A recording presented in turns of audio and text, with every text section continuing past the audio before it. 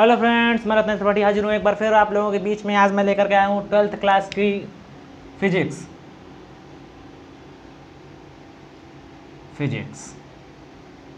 12th की physics हमारा जो चैप्टर चल रहा था विद्युत आवेश तथा क्षेत्र। विद्युत आवेश तथा विद्युत क्षेत्र के पिछले टॉपिक में हमने आपको बताया था कि आज के टॉपिक में हम बात करेंगे विद्युत द्विध्रुव के कारण विद्युत क्षेत्र की तीव्रता। इसकी विद्युत द्विध्रुव के कारण विद्युत क्षेत्र की तीव्रता, ठीक है, intensity of electric field due to electric dipole. अब यहाँ जो आज हम बात करेंगे एक मेन टॉपिक पर पहुँचे हैं। ये हमारा क्या है, मेन टॉपिक। इस टॉपिक पर आपको पढ़ना क्या है कि विद्युत द्विध्रुव के कारण विद्युत क्षेत्र की तीव्रता क्या होती है, ठीक है, intensity of electric field due to electric dipole, ठीक है। तो ये हमें पढ़ना है। और अभी हमने विद्युत क्षेत्र की तीव्रता के बारे में पढ़ा। अब हमें अलग अलग कंडीशन पर विद्युत क्षेत्र की तीव्रता की गणना करना है, ठीक है। अलग अलग कंडीशन पर विद्युत क्षेत्र की तीव्रता की गणना करना है। तो अभी हमने जो विद्युत क्षेत्र की तीव्रता पढ़ी उसको हम रिप्रेजेंट किससे कर रहे थे, कैपिटल ई से, ठीक है। किससे रिप्रेजेंट कर रहे थे, कैपिटल ई से, ठीक है। तो उसी कैपिटल ई को हमने जो पढ़ा है उसको अलग अलग पोजीशन पर हमें पढ़ना है। तो सबसे पहले हम कौन सी पोजीशन देखेंगे, अनुदैर्ध्य स्थिति या अक्षीय स्थिति। कौन सा, पहली विद्युत क्षेत्र के कारण, सबसे हेडिंग डालो विद्युत द्विध्रुव के कारण विद्युत क्षेत्र की तीव्रता। क्या डालोगे, विद्युत द्विध्रुव के कारण विद्युत क्षेत्र की तीव्रता, ठीक है।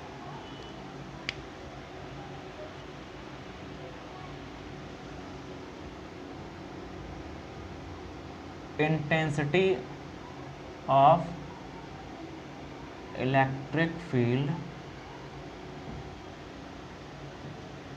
ड्यू टू इलेक्ट्रिक डायपोल, ठीक है।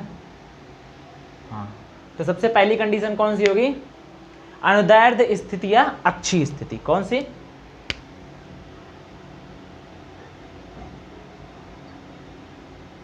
अनुदैर्ध्य या अक्षीय स्थिति। कौन सी, एंड ऑन पोजीशन और एक्सियल पोजीशन।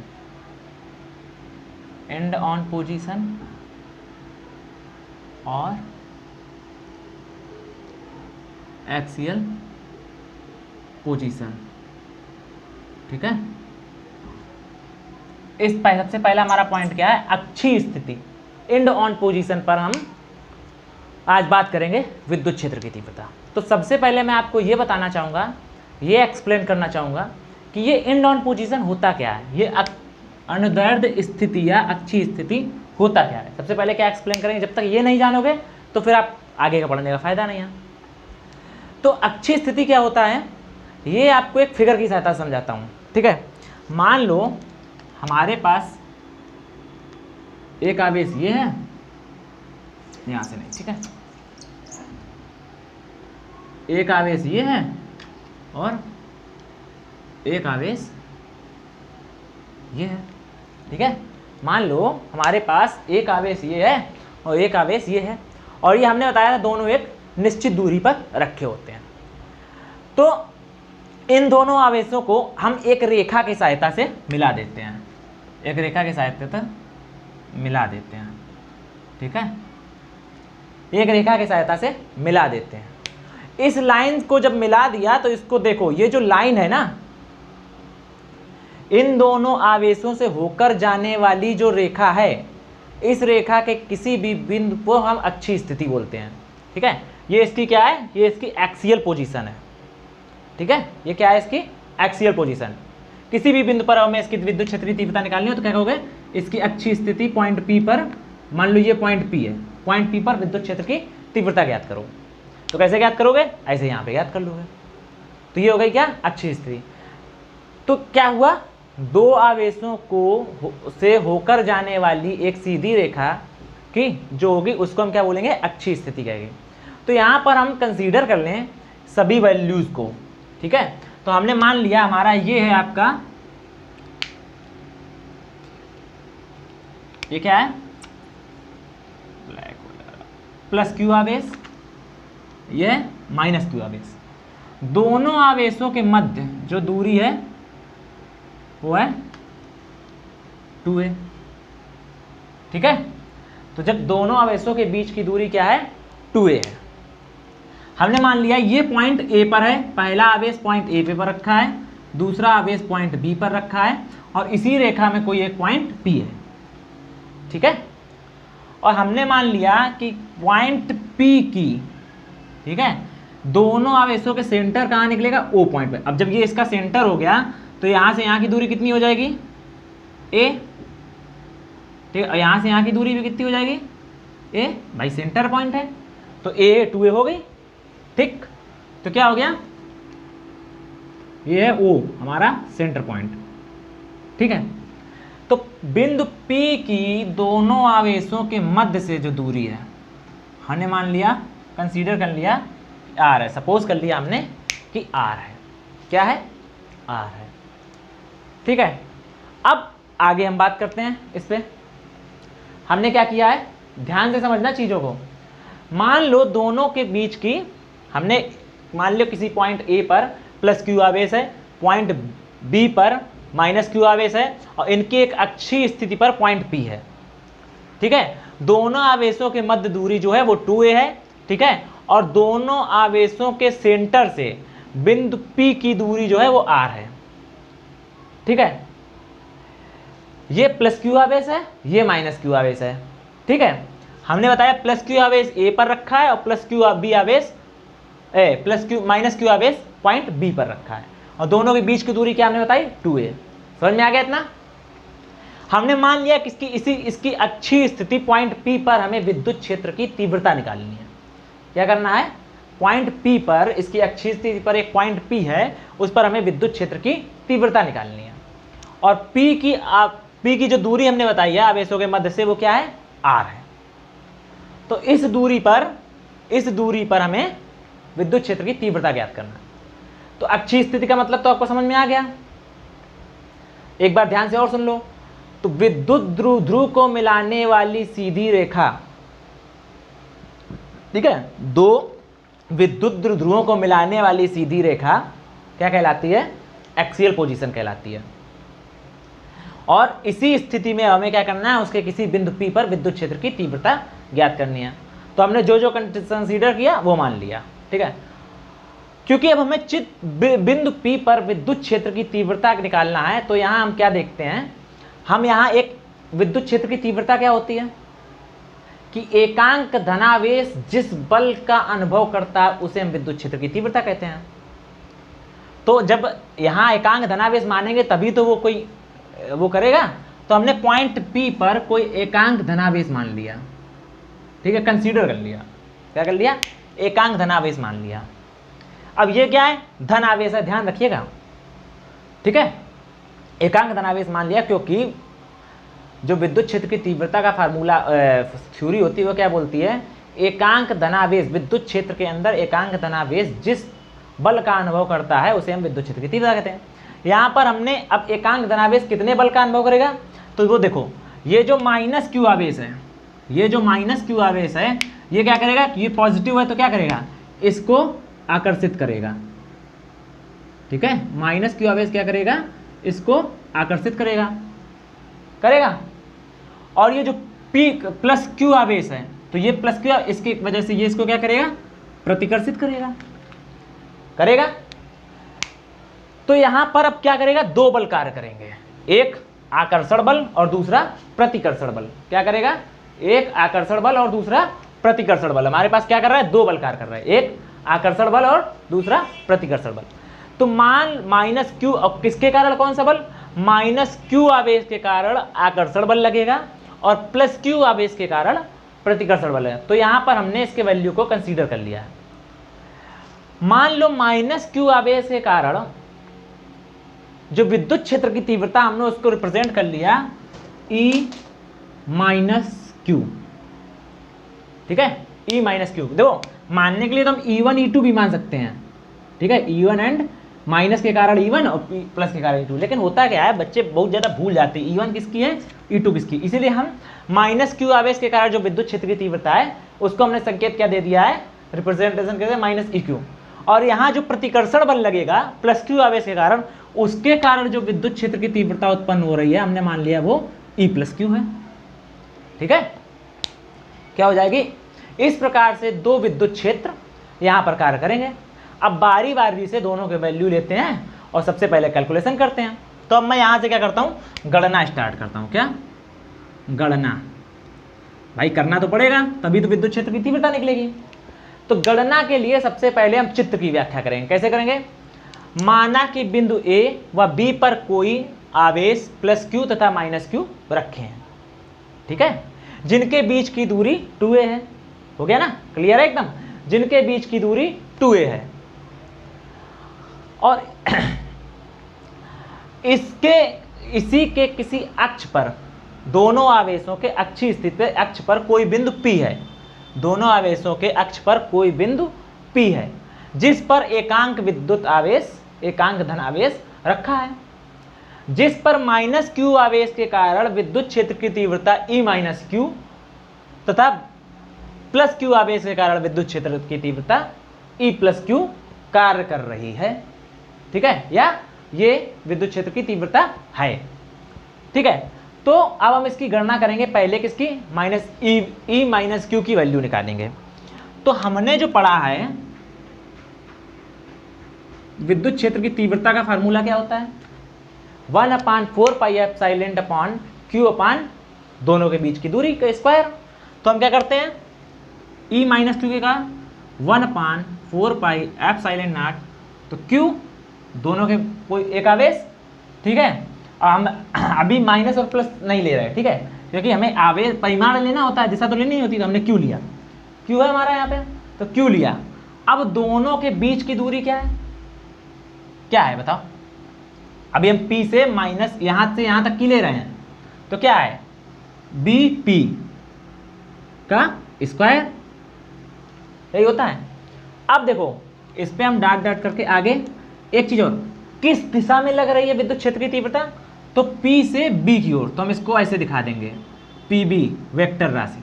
तो इससे ये आपकी क्या हो गई, दिशा प्रदर्शित हो रही है कि P से B की ओर विद्युत क्षेत्र की तीव्रता कार्य कर रही है। ठीक है, ये हमारा क्या रिप्रेजेंट कर रहा है, दिशा। ठीक है, ये हमारा क्या रिप्रेजेंट कर रहा है, दिशा। ठीक, अब इसको अगर हम सॉल्व करें, अगर हम इसको सॉल्व करें तो देखो 1/4 पाई एप्सिलॉन नॉट, और देखो ये क्या है, एक सदिश राशि है, तो इसके ऊपर क्या लगाएंगे, वेक्टर। ठीक है, 1/4 पाई एप्सिलॉन क्यू अपॉन, अब देखो BP क्या है, अगर BP की हम दूरी निकाल लें तो यहां से R थी, तो R में से A हटा देंगे, ठीक है, तो R माइनस A का स्क्वायर। देखो ध्यान दो, यहां से यहां तक की दूरी R थी, लेकिन हमें लेनी कहां से कहां तक की, B से P तक की दूरी। तो अगर यहां से यहां R थी, तो इतनी कितनी है, A, तो A अगर हटा देंगे तो इतनी दूरी तो मिलेगी, तो R माइनस A का स्क्वायर। ये हो गया हमारा इक्वेशन नंबर फर्स्ट। ठीक है, E माइनस क्यू वेक्टर राशि है, उसके इक्वल टू, ये हो गया हमारा क्या, इक्वेशन नंबर सब। अब प्लस क्यू आवेश के कारण विद्युत क्षेत्र की तीव्रता क्या होगी, प्लस क्यू आवेश के कारण विद्युत क्षेत्र की तीव्रता क्या होगी, E plus q 1/4 pi epsilon naught Q upon, अब इसमें दूरी कितनी आई, प्लस क्यू आवेश के कारण, P से लेके A तक क्या हो जाएगी, P इंटू A का स्क्वायर। लेकिन अब इसकी दिशा क्या दिखाओगे, देखो दिशा, अब इसकी दिशा की बात करें, ठीक है, इसके दिशा की बात करें तो दिशा क्या होगी, ये इसको क्या कर रहा है, प्रतिकर्षित कर रहा, मतलब A से P की ओर है, तो क्या लिख देंगे, A से P की ओर। ये हो गई हमारी दिशा, ये हो गया फुल तुम्हारा आपका कंडीशन। ठीक है, A से P ओर की तरह। अब इसको हम सॉल्व करते हैं, तो कितना हो गया, 1/4 pi epsilon naught Q upon A से P तक की दूरी, यहाँ से लेके यहाँ तक की दूरी, तो यहाँ से यहाँ तक R थी और इतनी और जोड़ दिया, तो कितनी हो गई, R प्लस A का होल स्क्वायर। ठीक है, ये हो गया हमारा इक्वेशन नंबर सेकेंड। भैया अब देखें हमें निकालना क्या है, ये तो हमने इसकी हमें परिणामी तीव्रता निकालनी है। तो इधर क्या लग रहा है, E प्लस क्यू है, ठीक है, इधर क्या लग रहा है, ई माइनस क्यू की वजह से विद्युत क्षेत्र की तीव्रता, मतलब दो एक दूसरे के विपरीत, मतलब ये कैप देखना, एक इधर लग रही है और एक इधर लग रही है, दो एक दूसरे के विपरीत दिशा में बल लग रहे हैं, ठीक है। और जब दो बिल एक दूसरे के ठीक विपरीत दिशा में लगे हुए हों तो उनका परिणामी निकालने के लिए ज़्यादा में से कम वाले को घटा दिया जाता है, ज़्यादा में से कम वाले को घटा दिया जाता है। तो आपने कूलाम का नियम पढ़ा था, तो क्या पढ़ा था कि F जो होता है आवेश के अनुक्रमानुपाती और दूरी के वर्ग के व्युत्क्रमानुपाती, मतलब दूरी जितनी ज़्यादा होगी बल उतना कम होगा। तो देख लो अब किसमें कम लग रहा है, तो यहाँ से यहाँ तक की दूरी ज़्यादा है, तो ये किसकी वजह से हो रही है,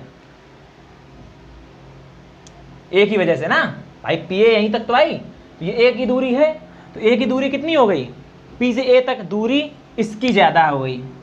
अगर आप ऐसे भी वैल्यू नहीं देखना चाहते हैं, अगर ऐसे नहीं समझ में आए कि भाई किसकी दूरी ज़्यादा है, तो देखो दूसरा तरीका दिमाग वाला, ये आपका P है, ये आपका माइनस क्यू, ये तो आकर्षित करेगा क्योंकि पास में है तो खुद तेज आकर्षित, ये थोड़ा दूर रखा है तो ये प्रतिकर्षित तो करेगा लेकिन उतनी कम तीव्रता से करेगा, तो किसका ज़्यादा जोर चलेगा, बी वाले का ना, तो कौन ज़्यादा है, ये ज़्यादा है, ठीक है। तो अगर यहाँ लिखना चाहो तो कैसे लिख सकते हो, चूंकि E माइनस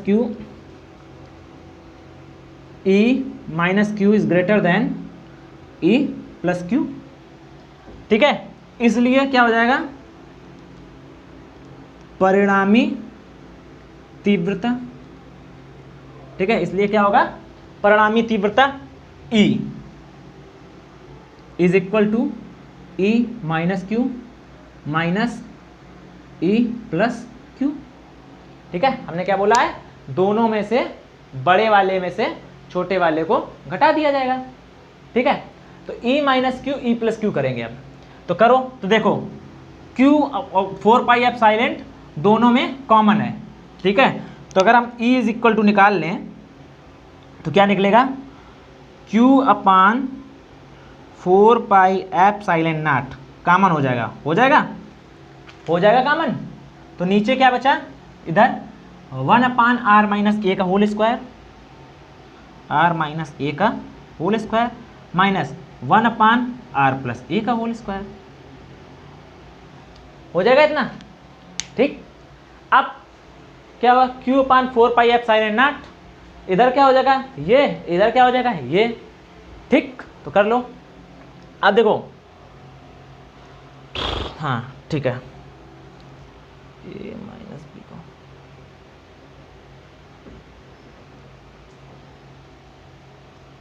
हाँ ठीक है। अभी देखो यहाँ क्या हो जाएगा, 1 अपान 4 पाई एप्सिलॉन नॉट, देखो जिसको ना समझना है उसको हम दूसरा तरीका भी बताएंगे भी कि कहाँ से किसको चीज़ें नहीं समझ में आ रही हैं, ठीक है। ये इधर जाएगा तो क्या हो जाएगा, r plus a whole square, बीच में माइनस है, आर माइनस ए का होल स्क्वायर अपान क्या आ जाएगा, देखो ध्यान देना, R square minus L square का होल स्क्वायर, ये आ जाएगा नीचे जब इसको सॉल्व करोगे, ठीक है। सॉल्व करके देखना, सॉरी ए स्क्वायर, ठीक है, आर माइनस ए का स्क्वायर, ए है क्यों मत समझ लेना, ठीक है। तो नीचे आ जाएगा। अब देखो हमने मैथमेटिकल फार्मूला क्या होता है,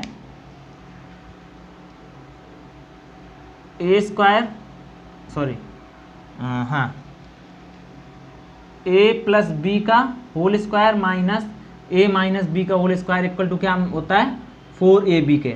अगर ये चीज़ ना समझना है कैसे आया, तो इसको खोलना तो क्या होगा, a square b square plus 2ab minus होगा, ठीक है, a square plus b square minus 2ab। अब देखो जब ब्रैकेट खोल देंगे तो ये माइनस हो जाएगा, ये माइनस हो जाएगा, ये प्लस हो जाएगा, तो ए स्क्वायर बी स्क्वायर ए स्क्वायर का, तो ये 2ab बचा, ये 2ab, तो क्या हो गया 4ab बचा, तो बस वैसे ही यहाँ पे हो जाएगा, ठीक है। तो यहाँ पे क्या बचेगा हमारा, 1 upon 4 pi epsilon naught Q upon, ठीक है। तो यहाँ क्या बचेगा, 4 R A upon 4 R A upon R square minus A square का होल स्क्वायर, ठीक। अब ध्यान दो, हम लोगों ने अभी कल पढ़ा था फार्मूला, याद है क्या? नहीं याद है? याद दिलाता हूँ। कल पढ़ा था P is equal to 2QA या 2QL पढ़ा था। तो अगर हम देखो इसको तोड़ दें, क्या कर दें, इसको तोड़ दें, तो क्या हो जाएगा 1/4 पाई एप्सिलॉन नॉट इंटू, चलो ऊपर लिख देते हैं, ठीक है, नीचे मुझे भी होगी दिक्कत क्योंकि यहीं से लिख के दे रहा हूँ, ठीक है। नोट्स आपको सभी नोट्स फिजिक्स के जैसे ही चैप्टर कंप्लीट होता जाएगा आपको नोट्स मिल जाएगा। अपना इंस्टाग्राम डाउनलोड करना, इंस्टाग्राम चैनल पे जाना अवसर वाला पे, वहाँ पर आपको नोट्स मिल जाएगा, ठीक है। हाँ ठीक है, ये हो गया प्लस क्यू। तो क्या हो जाएगा 1/4 pi epsilon naught E is equal to, ठीक है। अब देखो ये हमने क्यू अंदर किया, क्यों? हम अगर कर दें 2QA इंटू 2R, 2 2 4 QAR और 2 2 4, ठीक, अपान R² माइनस A² का होल स्क्वायर। ये क्या था P। तो अगर हम लिखें E is equal to 1/4 pi epsilon naught into 2PR upon R² minus A² का होल स्क्वायर। तो अनुदैर्ध्य एंड ऑन पोजीशन या, ठीक है, एंड ऑन पोजीशन या अनुदैर्ध्य स्थिति में हमारी जो विद्युत क्षेत्र की तीव्रता आती है वो क्या होती है, ये होती है। अब एक स्पेशल केस बनता है, क्या बनता है, एक स्पेशल केस। वो स्पेशल केस क्या है बता रहे हैं, यहीं से लिख देते नीचे से, ठीक है। वो स्पेशल केस ध्यान से देखना थोड़ा। ये तो हो गई अक्षीय स्थिति, एंड ऑन पोजीशन या एक्सियल पोजीशन में विद्युत क्षेत्र की तीव्रता क्या आएगी, ये आएगी, ठीक है, ये। अब एक स्पेशल केस है, स्पेशल केस क्या है हमारा, इससे हम देखें जो मैंने फिगर बताया है, ठीक है, ध्यान से देखो, जो दोनों की डिस्टेंस की है 2A और ये जो डिस्टेंस है R, तो हम मान ले जो 2A है बहुत कम है R की तुलना में, मतलब R की तुलना में 2A बहुत कम है, तो हम इसको क्या कर देंगे, नेग्लेजिबल मान लेंगे, नेग्लेक्ट कर देंगे, जब है ही नहीं कुछ तो। अब मान लो कोई 100 है कोई दूरी और उसके सापेक्ष में 0.1 mm, एक है 100 मीटर और एक है 0.1 mm, तो बहुत ज़्यादा होती है, 0.1 mm हटा दे यार, ठीक है। तो वही चीज़ है, नेग्लेजिबल कर दिया इसको। तो क्या हो जाएगा यहाँ पे, जब नेग्लेजिबल कर दोगे तो क्या हो जाएगा, E is equal to, special case में है जब ये कंडीशन लग जाएगी, ठीक है, 1/4 pi epsilon not 2PR upon A हो गया नेग्लेक्ट, तो यहाँ हमने नेग्लेक्ट हटा दिया इसको, ठीक है। तो बच्चा R² का स्क्वायर, गुणा में आते क्या होती हैं, मल्टीप्लाई में ऐड हो जाती हैं, तो R की पावर 4, एक R से इसकी पावर कैंसिल हो जाएगी, तो क्या आ जाएगा, E is equal to 1/4 pi epsilon naught into 2P upon R की पावर 3। ये हमारा स्पेशल केस व्हेन जब R is greater more greater than 2A। कहीं कहीं L भी लिखा है, L अगर आपको ज़्यादा सफिशियंट लगे तो स्टार्टिंग से लास्ट तक ये दूरी L मान लेना, कितनी 2L, तो ये कितनी हो जाएगी L, ये कितनी हो जाएगी L। तो जहाँ जहाँ A लिखा है वहाँ वहाँ L लिख दीजिएगा, ठीक है। तो जैसे अगर A लिखेंगे L करेंगे तो यहाँ भी QL हो जाएगा, यहाँ L हो जाएगा, ठीक है, 2PL वो तो यहीं हो जाएगा, बस ये हट जाएगा, L² हो जाएगा, ठीक है। तो ये था, ये स्पेशल केस के लिए हो गया, और ये हमारा नॉर्मल अंदर स्थिति में विद्युत क्षेत्र की तीव्रता थी। तो आज का टॉपिक हमारा यही रहेगा। अब 2 केस और बचे हैं इसके, पहला था अंदर केस में, आगे वाले 2 टॉपिक और बचे, वो हम दोनों एक साथ एक क्लास में ले लेंगे। वैसे हमें लेने तीनों थे, लेकिन क्लास फिर ज़्यादा लंबी हो जाएगी और ये आपको रिवीजन भी करना है तो समझ में आ जाएगा, ठीक है। टॉपिक अच्छा है, तो अगर हमें ज़रूरत पड़ी तो हम तीनों एक एक में कर देंगे, लेकिन अगर हमें नहीं लगा, दोनों पीछे आगे वाले सही लगे कि आप लोग कवर कर ले जाएंगे, तो मैं फिर एक ही क्लास में दोनों कर दूंगा। ठीक है, तो आज का टॉपिक हम यहीं पे ख़त्म करते हैं, मिलते हैं नेक्स्ट क्लास में। जय हिंद, जय भारत, वंदे मातरम।